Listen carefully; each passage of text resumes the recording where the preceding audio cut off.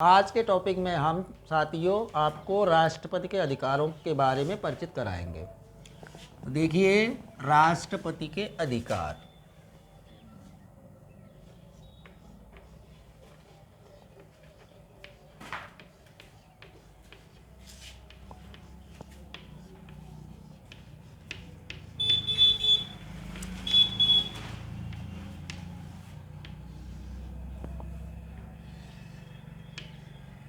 तो राष्ट्रपति के अधिकारों की हम चर्चा यहाँ पे कर रहे हैं। तो राष्ट्रपति कार्यपालिका संबंधी जो अधिकार है, कार्यपालिका संबंधी अधिकार नंबर 1 डालेंगे, कार्यपालिका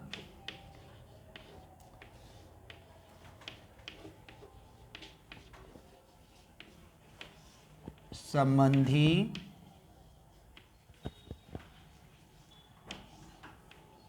अधिकार।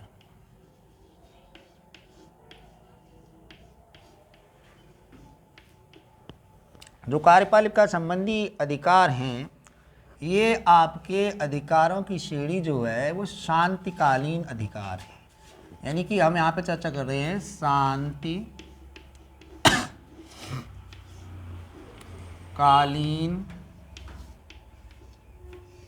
अधिकार।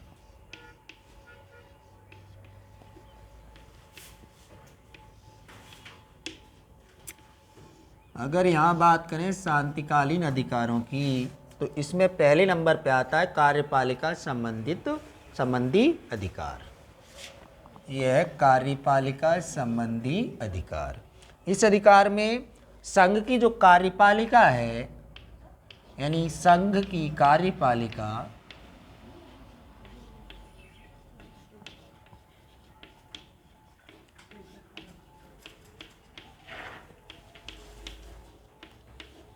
वो राष्ट्रपति में निहित है। यानी संघ की जो कार्यपालिका है वो आपकी राष्ट्रपति में निहित है। दूसरा पॉइंट इसका आता है प्रधानमंत्री की नियुक्ति। यानी प्रधानमंत्री की नियुक्ति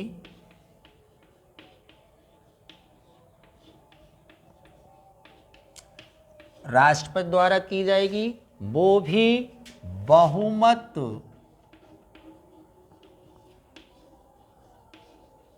दल के नेता को। यानी बहुमत दल का जो नेता होगा उसी को राष्ट्रपति प्रधानमंत्री नियुक्त करेगा। दूसरी बात आती है प्रधानमंत्री की सलाह पर, प्रधानमंत्री की सलाह पर अन्य मंत्रियों की नियुक्ति करेगा। अन्य मंत्रियों की नियुक्ति।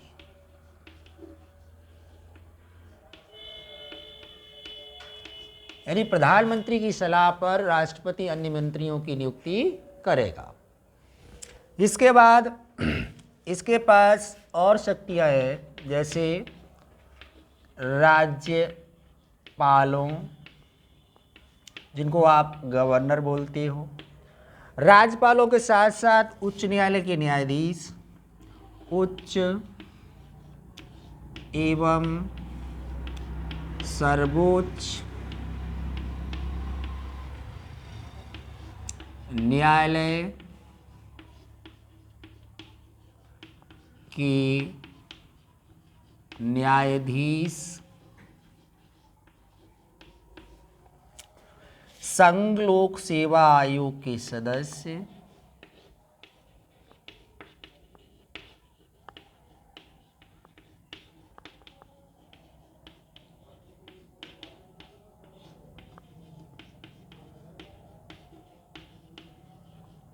संघ लोक सेवा आयोग के सदस्य, महान्यायवादी,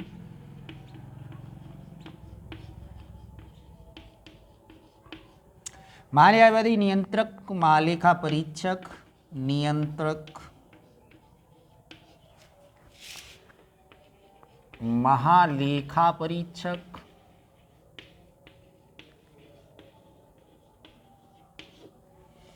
के साथ साथ विदेशी राजदूत,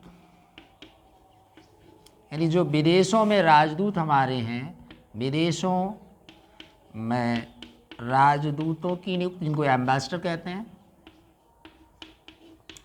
इन सभी की नियुक्ति राष्ट्रपति द्वारा की जाएगी। इसके अलावा राष्ट्रपति के द्वारा राजभाषा आयोग,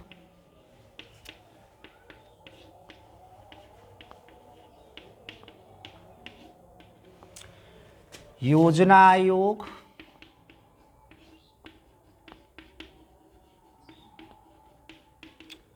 जिसको आज आप नीति आयोग कहते हैं, जिसको आप नीति आयोग कहते हैं, इसके साथ साथ वित्त आयोग और निर्वाचन आयोग,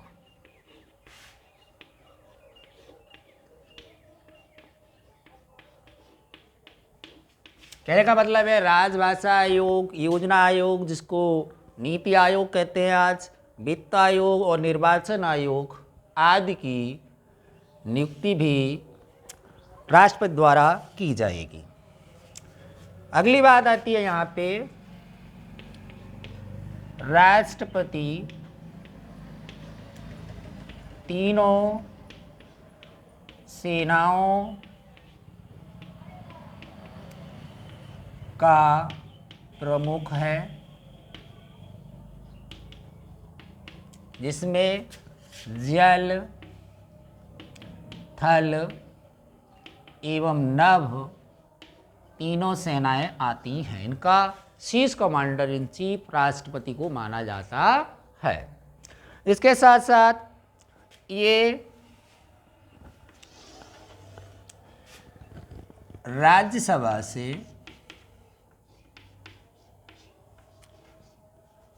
यानी राज्य सभा से 12 सदस्य,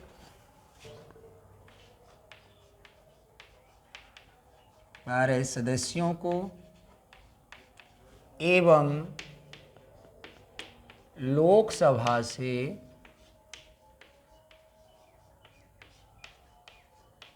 2 सदस्यों को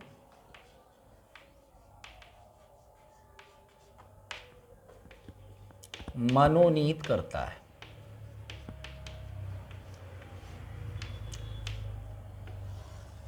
यहाँ पे बात आती है 12 सदस्य जो राज्यसभा के होंगे वो साहित्य, कला, विज्ञान एवं अभिनय के क्षेत्र से लिए जाते हैं, और अगर आंग्ल इंडियन जो जिनकी अगर कमी महसूस करता है राष्ट्रपति तो उन्हें नियुक्त कर सकता है। इसके साथ साथ व्यवस्थापिका का अधिकार। अब यहाँ पे है व्यवस्थापिका।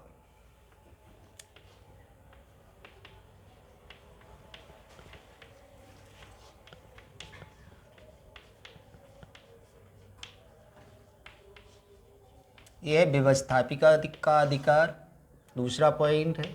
तो व्यवस्थापिका के जो अधिकार है तो इसमें है संसद का सत्र बुलाना, संसद का सत्र बुलाना, संसद के सत्र को राष्ट्रपति ही बुलाता है। इसके साथ साथ प्रधानमंत्री की सलाह पर, यानी कि प्रधान मंत्री की सलाह पर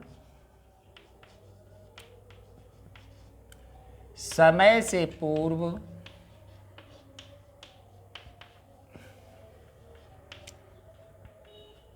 लोकसभा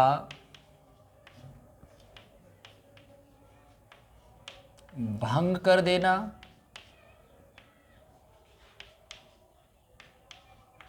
ये भी राष्ट्रपति के पास शक्ति है। अगली बात आती है संसद द्वारा पारित, संसद द्वारा पारित विधेयक पर हस्ताक्षर करना। कोई भी कानून तब कानून बनता है देश का जब राष्ट्रपति उस पर अपने हस्ताक्षर कर देता है। इसके साथ ही ये सवाल पूछा जाता है अक्सर, दोनों सदनों की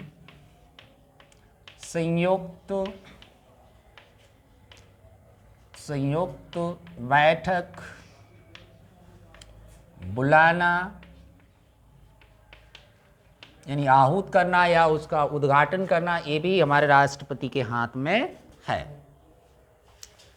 नेक्स्ट नंबर आता है वित्तीय अधिकार। ये तीसरा अधिकार है, यानी कि वित्तीय अधिकार। वित्तीय अधिकार के बारे में हम आगे चर्चा करते हैं। वित्तीय अधिकार की, तो वित्तीय अधिकार के साथ वित्त मंत्री यानी वित्त मंत्री द्वारा संसद में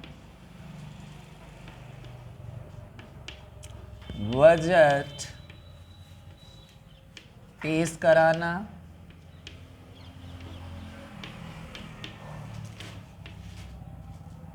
यानी वित्त मंत्री द्वारा सदन में बजट को प्रस्तुत करवाना है।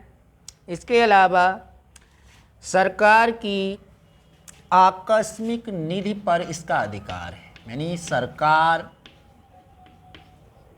की आकस्मिक निधि पर अधिकार, ये भी राष्ट्रपति के पास ही है। अगला पॉइंट आता है वित्त आयोग का गठन।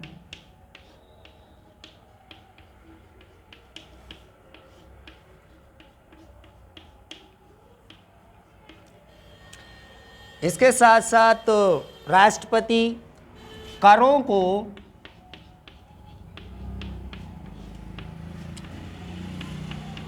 राज्य एवं केंद्र के बीच बंटवारा कराना,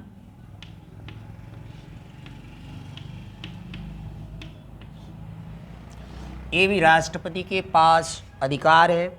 इसके बाद इसका राष्ट्रपति का और अधिकार है जो है न्यायिक अधिकार, यानी चौथा पॉइंट है आपका न्यायिक अधिकार। न्यायिक अधिकार, तो न्यायिक अधिकार की अगर आपसे बात की जाए तो न्यायिक अधिकार में उच्च एवं उच्चतम न्यायालय के न्यायाधीशों का नियुक्त करना, उच्च एवं सर्वोच्च न्यायालय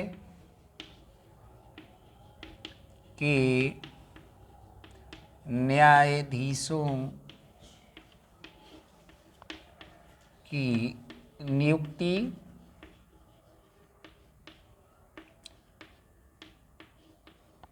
उच्च एवं सर्वोच्च न्यायालय के न्यायाधीशों की नियुक्ति करवाना, मृत्यु दंड यानी कि मृत्यु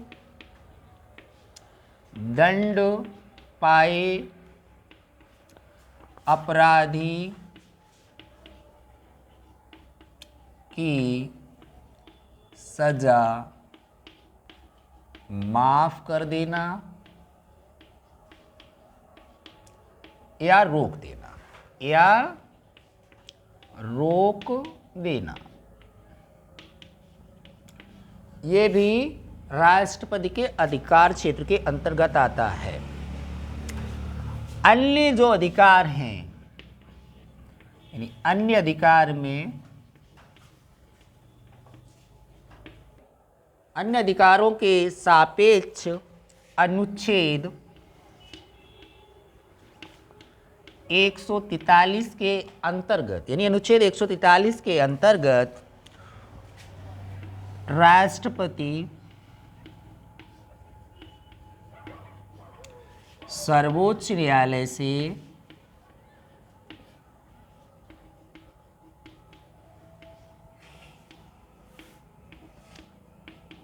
परामर्श ले सकता है। सर्वोच्च न्यायालय से परामर्श ले सकता। अब यहाँ पे हम चर्चा करते हैं राष्ट्रपति के संकटकालीन अधिकार। तो यहाँ पे चर्चा करेंगे संकटकालीन अधिकार।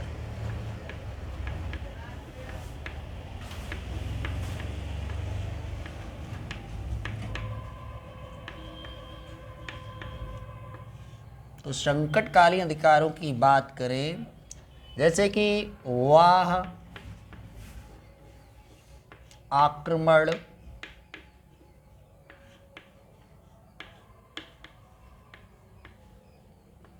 नंबर 1 बाह्य आक्रमण हो सकता है, या सशस्त्र विद्रोह,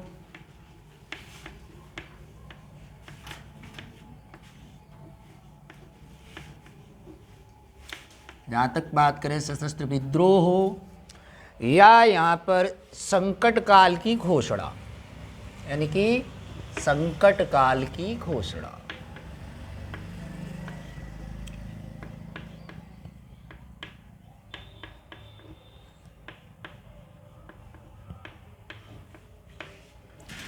इन सभी को अनुच्छेद 352 के अंतर्गत रखा गया है। ये संविधान के अनुच्छेद 352 के अंतर्गत इन सभी क्रियाकलापों को रखा गया है, जिसमें 352 के अंतर्गत 352 अनुच्छेद 352 के अंतर्गत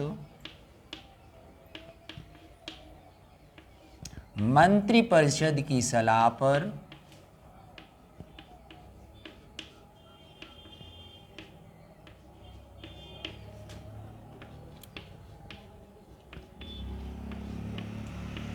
आपातकाल की घोषणा कर सकता है।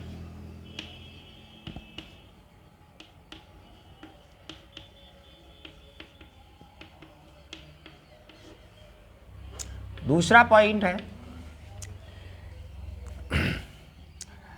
आपातकाल की घोषणा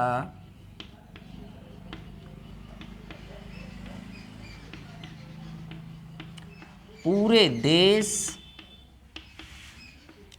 या राज्यों में कहीं भी की जा सकती है। नेक्स्ट पॉइंट है, 42वें संविधान संशोधन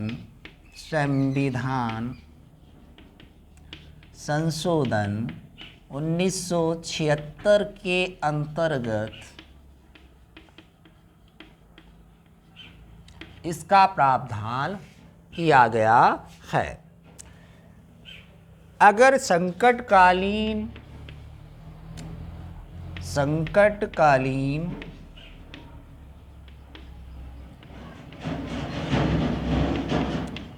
घोषणा की गई है तो इसे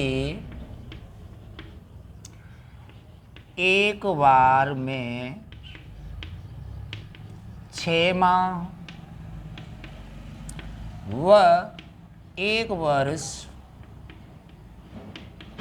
के लिए बढ़ाया जा सकता है, वो भी समय, यानी कि सदन के मंत्रिपरिषद के सलाह के आधार पर। और कहीं भी 3 वर्ष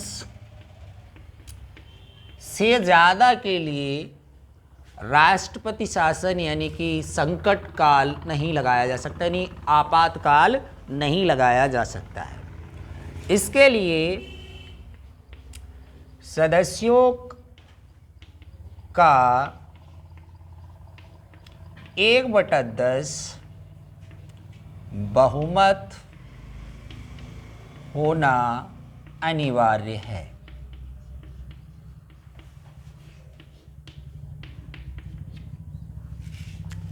इसके सापेक्ष अगली बात आती है, अनुच्छेद 352 के अनुसार आपातकाल, तो जिसमें क्या है, आपातकाल कब कब लगा, तो पहला 1962 भारत चीन युद्ध हुआ, चीन के साथ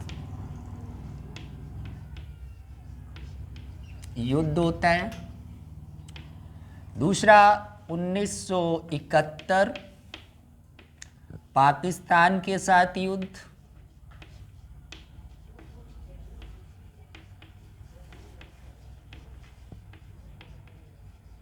तीसरा 1975, ये अक्सर एसएससी वगैरह में पूछा जाने वाला क्वेश्चन है, 1975। तो 1975 में क्या हुआ कि 1975 में आंतरिक अशांति, आंतरिक अशांति के कारण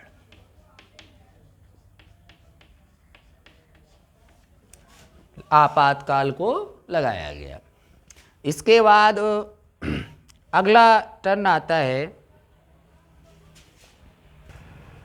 अगर हम वित्तीय आपातकाल की बात करें तो वित्तीय आपातकाल जो है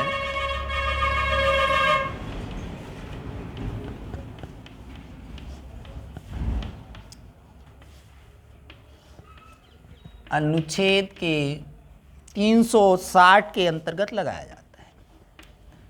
360 यानी संविधान के अनुच्छेद 360।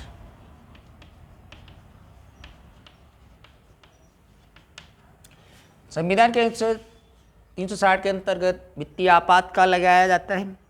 इसके साथ साथ राष्ट्रपति के जो विशेषाधिकार हैं, तो विशेषाधिकार की बात करें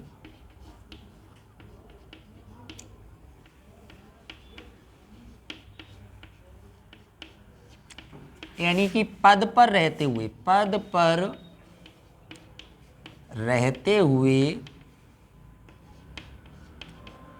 कोई फौजदारी मुकदमा उस पर नहीं लगाया जा सकता। यानी राष्ट्रपति पर पद पर रहते हुए कोई फौजदारी मुकदमा नहीं लगाया जा सकता, और ना तो उसे बंदी बनाया जा सकता है और न ही दंडित किया जा सकता है। न बंदी बनाया जा सकता है, न ही दंडित किया जा सकता है। और 2 माह पहले अगर ऐसा करना है तो 2 माह पहले इसकी सूचना देनी होगी। अब अगली बात आती है राष्ट्रपति की स्थिति। तो राष्ट्रपति की स्थिति के बारे में हम चर्चा करें।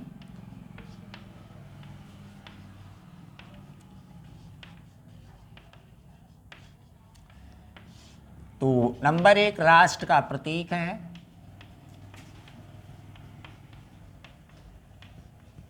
राष्ट्र का प्रतीक राष्ट्रपति को कहा जाता है। संकट काल में स्थायित्व लाना, संक्रमण काल में स्थायित्व,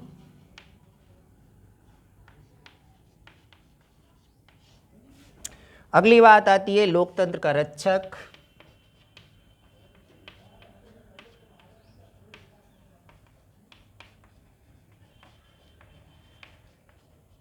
लोकतंत्र का रक्षक राष्ट्रपति को कहा जाता है। अंतर्राष्ट्रीय मामलों में राष्ट्र का प्रतिनिधि, यानी अंतर्राष्ट्रीय स्तर पर राष्ट्र का प्रतिनिधि।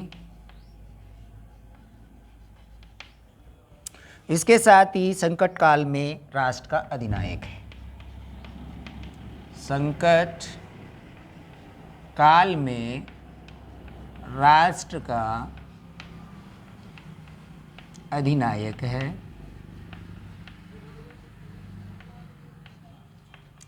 आपातकाल में ये मौलिक अधिकारों एवं अन्य अधिकारों को ये निलंबित कर सकता है।